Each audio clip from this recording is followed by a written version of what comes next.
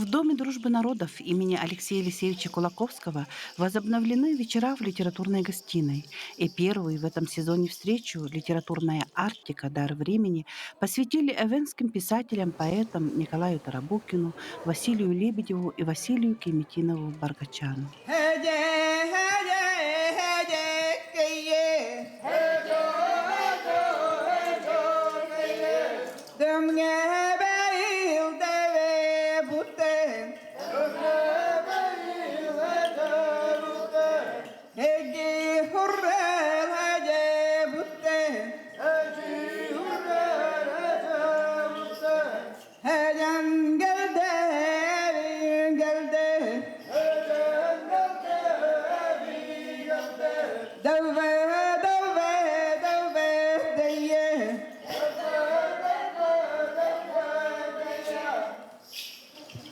Чудо в лесу, где поэт бывает, даже солнечный свет с собой яркостью сияет.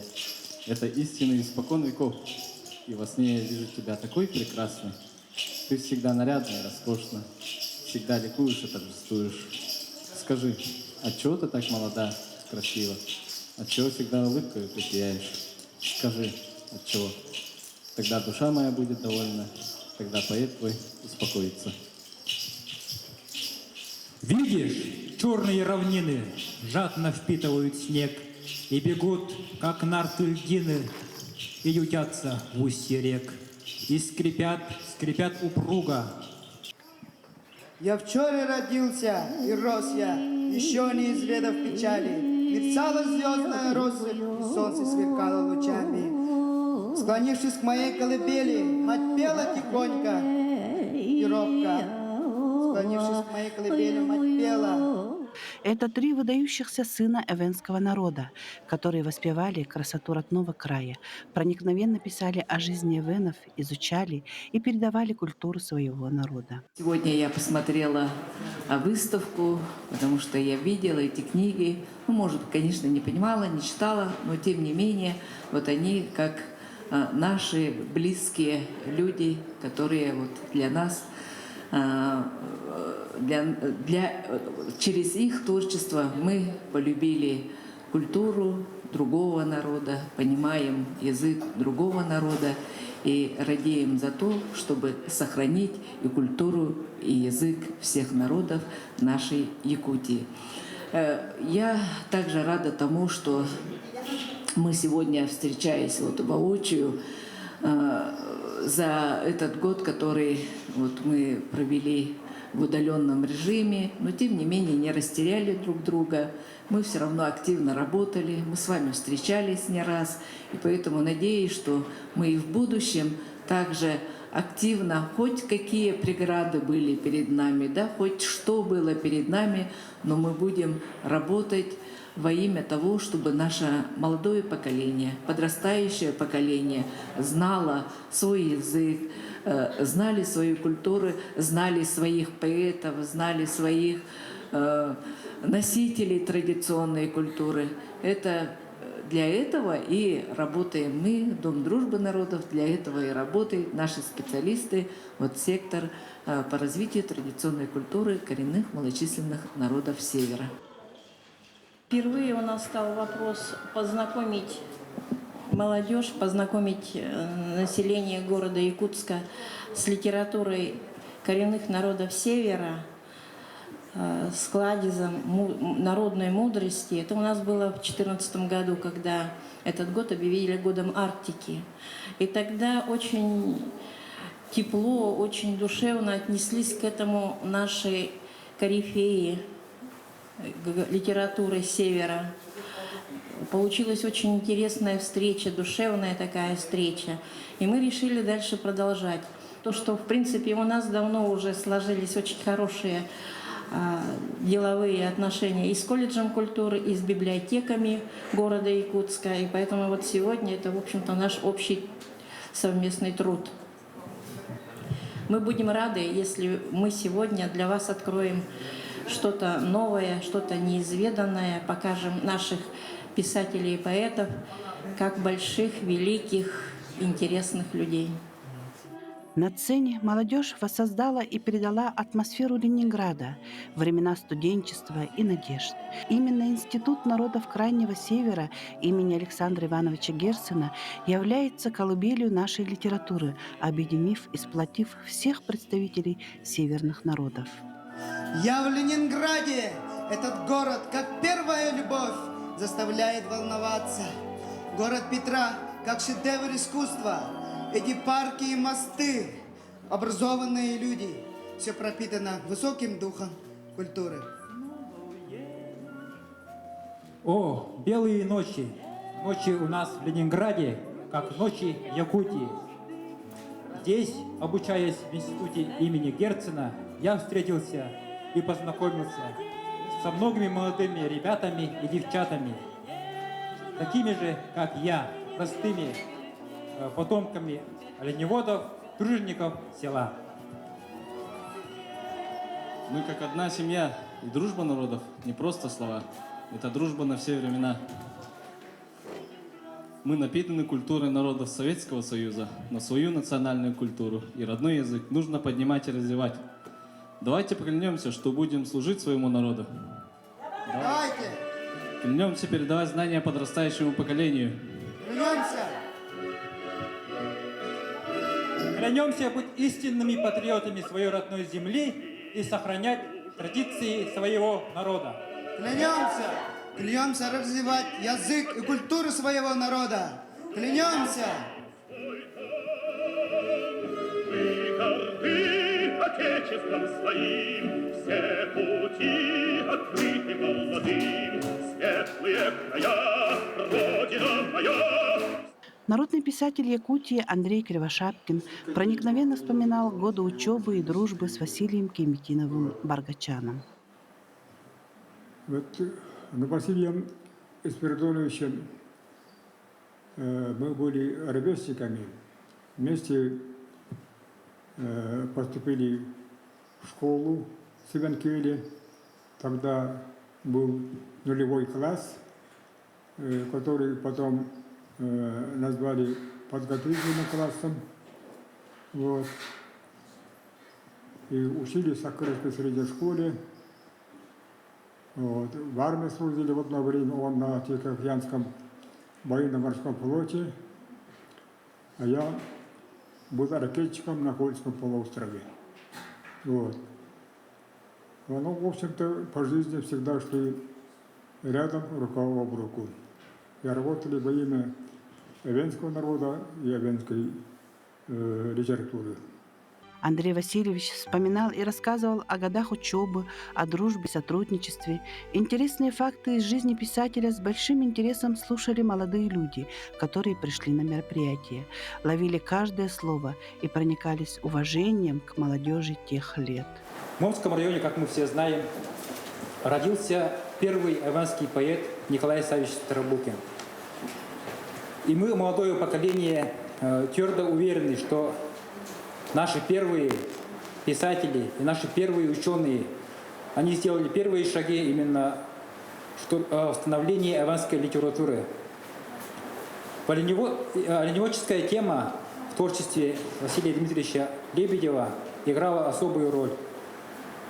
Я хотел бы прочитать перед вами его одно стихотворение про оленя. «Священный олень». Священный олень. Стадия оленем рождается редко, олень белее снежной земли. Священный олень, его мои предки, как символ цвета берегли, и никогда не обрубали ему ветвистые рога, чтоб светом солнечным сияли вокруг него снега. Данное произведение Василия Дмитриевича Лебедева показывает нам, что в первую очередь для сохранения наших коренных малочисленных народов Севера нужно ставить упор на традиционные виды хозяйства, такие как оленеводство. Для того, чтобы жил наш язык, он должен функционировать. Именно в оленеводческой среде молодое поколение, используя наш древнейший язык в нашем ремесле, он может им овладеть и может на нем разговаривать. Также Василий Дмитриевич Лебедев занимался орфографией аванского языка, защитив кандидатскую диссертацию. Он написал много научных работ по охотскому говору аванского языка, язык аванов Якутии. Также во время обучения в Институте народов Севера университета имени Герцена он ездил во многие экспедиции. Его научным руководителем была известная тунгусовет Вера Ивановна Синьсус, которая внесла огромный вклад в развитие наших северных литератур. И я хотел бы быть очень кратким и закончить свое выступление хотелось бы своими стихами, которые я посвятил нашему родному северу. Вначале я хотел бы прочитать на своем родном аванском языке. Стихотворение называется «Под нашей полярной звездой». Ингенгиде осикат хердалин, нёлтен гарпанджин эвереп, нян хэкэнюн гэкингит, тагаттап, төремур мэнердзуттап. Мут амардадут, хоп килти гулунтан, нямалкан оралти, ниргелни огалтан, ханинти икелни, унтутан игалтен, мутчулап томалбу, тиндавур тагаттап. Кощимгел бугатан, хоп килти гулунтан, Ngон мирал бакат бен хи айдика джинни, эденнин хивре хинесте тогангас, нямби торалму, чутки мучисли. И для вашего удобства, чтобы вы распознали всю красоту именно аванской речи, я сделал также перевод на русский язык «Под нашей полярной звездой». Под нашей полярной звездой, лучами холодного солнца играя и северного сияния мечтой, живем, культуру язык сохраняя. За нами костры наших предков горят, и слышен гул тысячных стад. И пение души, и бубны шумят. Мы те люди, что проводят свой древний обряд. Страна ты кочевий, мой север родной, все народы ты пленишь своей красотой. Пускай не угаснет твой юный задор, и ты, мой язык, возвращайся домой. О своем земляке Василии Спиридоновиче Кеметинове Баргачане много теплых воспоминаний рассказала заместитель председателя Союза ВЭНов Республики Саха-Якутия Екатерина Кривошапкина. Василий Спиридонович – это ярчайшая личность, который очень, скажем так, от всей души красиво, да, живо, с таким задором всегда писал свои стихи, свои произведения, стихи, поэмы на родном языке. Язык его всегда такой вот живой эвенский язык, очень сочный такой, очень красивый, очень приятный.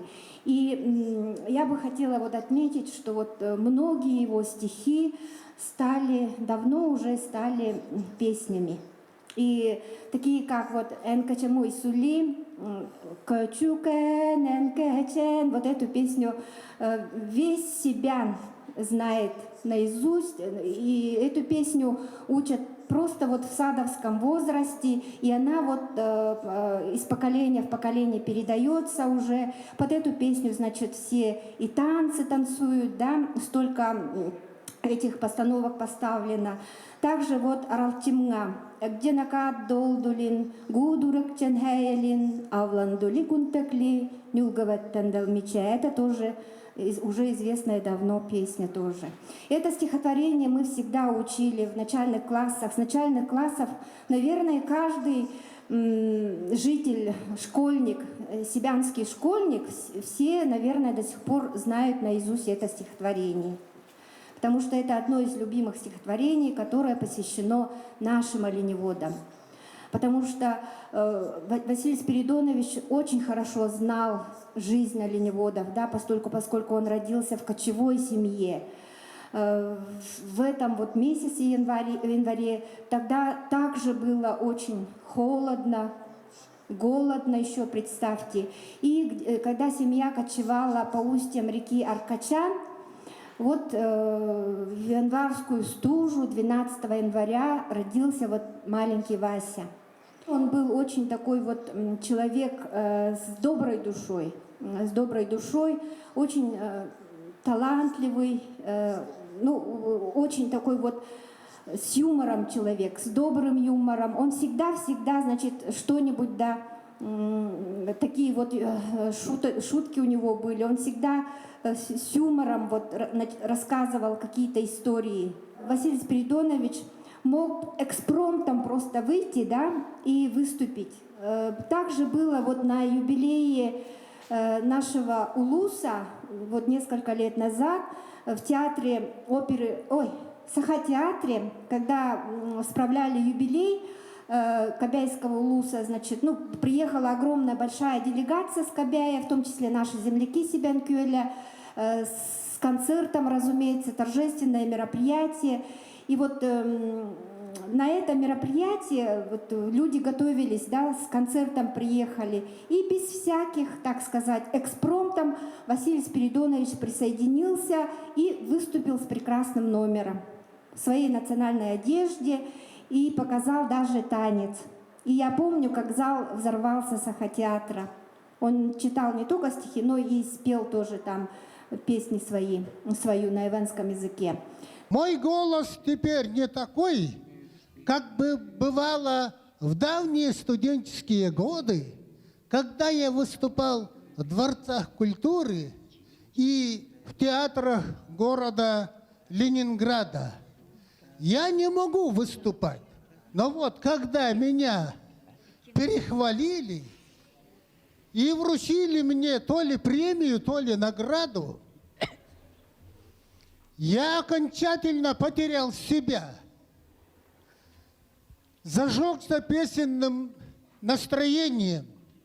Правда, сейчас я не могу петь, исполняя танец уток или орлов. Я вам попробую спеть свою давнюю песню. Песня встречи. Айке надаке горинак теганак амниди janiltal амато хабдягрив. Айке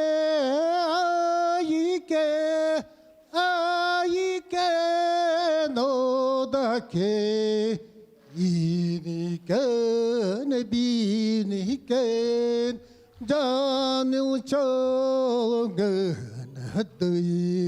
Спасибо за внимание. Таким образом, он вот такой многосторонний такой человек, талантливый человек. Ну и еще вот мне как педагогу еще хотелось бы обратить внимание, вот там вот его 3 учебных пособия есть, но я вот принесла из дому, вот они все в комплекте, вот эти учебные пособия, да, Танганмайду книга, авторами которых являются он, Василий Спиридонович, и его супруга Александра Давыдовна. Это учебные пособия, вот, допустим, Ирак класс бин, элементуля Тунгис класс, 5-6 класс, Тарит Надыс Джапкис класс, 7-8 класс, 9 класс, класс и 10-11 классы. Это огромный труд. Они на сегодня являются, до сих пор, они были изданы уже, сколько лет прошло, в начале 2000-х годов. Но до сих пор они являются теми учебными пособиями Танганмайду книга, которые используются в наших школах с обучением эвенского языка. Литература и культура народов Севера является ярчайшей составляющей многонациональной культуры народов Севера. Основоположником эвенской младописьменной литературы является Николай Саввич Тарабукин, советский писатель и поэт. Об его творчестве рассказала главный библиотекарь Центра национальных литератур специализированной библиотеки «Созвездие» Лидия Ефимова. Повесть «Мое детство» предвосхитила многие произведения писателей тайги и тундры в жанре художественно-литературной автобиографии. Здесь описание нелегкой жизни, полной невзгод, способов охоты в суровых условиях. Конечно же, для Николая Тарабукина переход к реалистичному письму человека, мышление которого носило мифологический характер, где-то, может быть, даже фольклорный, да, был непростым. Но это все-таки ему удалось. К сожалению, он прожил очень короткую жизнь, и творческая жизнь его, скажем так, не богата, да, большим количеством произведений, но он оставил о себе очень глубокий и заметный след в младописьменной литературе народов Севера. Литературная гостиная продолжила свою работу. Выступали авторы, переводчики, современные поэты и писатели. Амуча ягандылык, идере одудырылык, лахаганалы. Малла ваттанче, амдарада, амдарада, амдарда, итталдегат майноры, италдегат майноры, итоготте чандаверы, итоготте чандаверы,